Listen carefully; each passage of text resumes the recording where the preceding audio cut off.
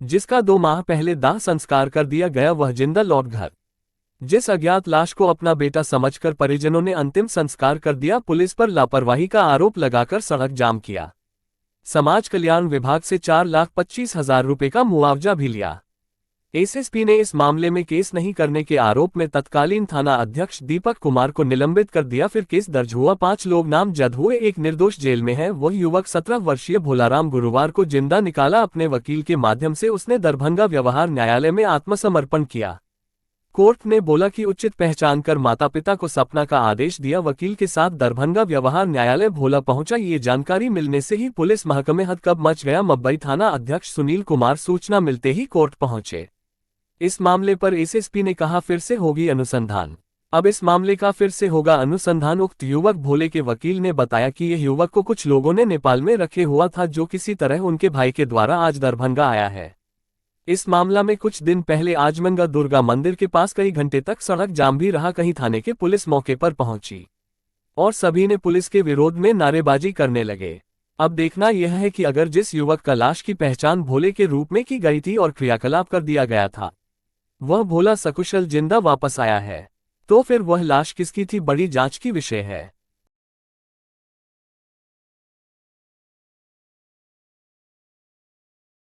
8 फरवरी को मेरा भाई जो है कहीं चला गया था और उसके बाद हम लोगों के द्वारा मब्बी थाना में गुमशुदगी का रिपोर्ट दर्ज कराया गया, लेकिन मब्बी थाना के द्वारा एफआईआर दर्ज नहीं किया बल्कि सनहा दर्ज कर दिया गया। और उसके बाद हम लोग काफ़ी खोजबीन की, अपने स्तर से हर जगह खोजबीन किए।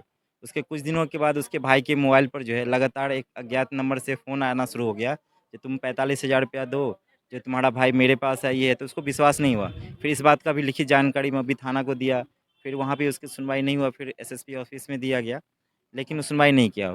फिर इसका भाई के द्वारा जो है सोचा कि पैसा दे देते हैं तो मेरा भाई को रिटर्न कर देगा। तो ये 5,000 रुपया पे फ़ोन के माध्यम से उस नंबर पे भेज दिया। भेजने के बाद भी जो है इसका भाई नहीं मिला। कुछ दिनों के बाद फिर इसको पता चला कि यहाँ अललपट्टी रेलवे ट्रैक के पास एक अज्ञात लाश मिला, जिसको इलाज के लिए डीएमसीएच ले जाया गया। वहाँ पे इन लोगों को बुलाया गया। जब बुलाया गया तो शायद इसका चेहरा उस लाश का फुला हुआ था।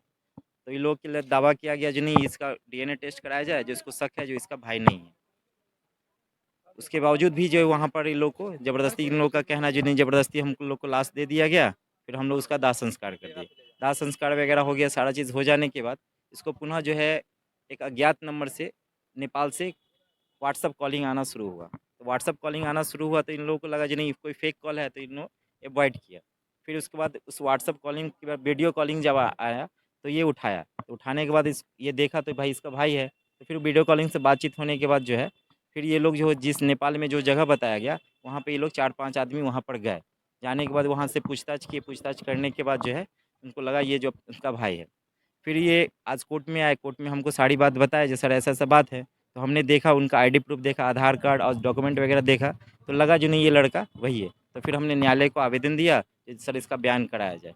अभी लड़का के न्यायालय में स्टेटमेंट के लिए लड़का है।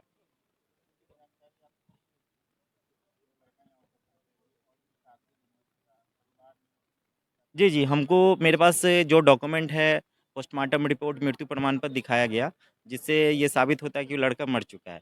लेकिन इनके परिजन के द्वारा जो मुझे आधार कार्ड डॉक्यूमेंट दिखाया गया और मैंने प्रत्यक्ष रूप से जो लड़का को देखा है, उससे लग रहा है जो नहीं लड़का ज़िंदा है। जी।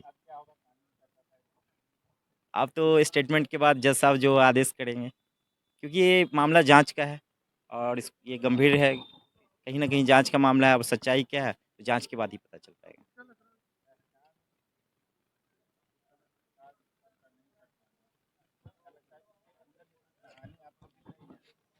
देखिए वहाँ पे जी। हाँ, जहाँ तक कि पैसे की बात है, इन इन लोगों को कल्याण विभाग के द्वारा पैसा दिया गया और इन लोगों ने इमीडिएट कल आज ही कल्याण विभाग को भी आवेदन भी दिया है, जो पैसा जो मेरे खाता में आया है, जो मेरा भाई ज़िंदा है, ये पैसा को आप रिटर्न ले लीजिए। इन लोगों के द्वारा कल्याण विभाग को आवेदन भी दिया गया है। जी। 4 लाख के समथिंग इनके अकाउंट में आया है, जो पैसा अभी भी उनके अकाउंट में एज़ इट इज़ है। उन लोगों ने इस पैसा को कहीं कोई खर्चा वगैरह नहीं किया है। मेरा नाम मुकेश कुमार राय है।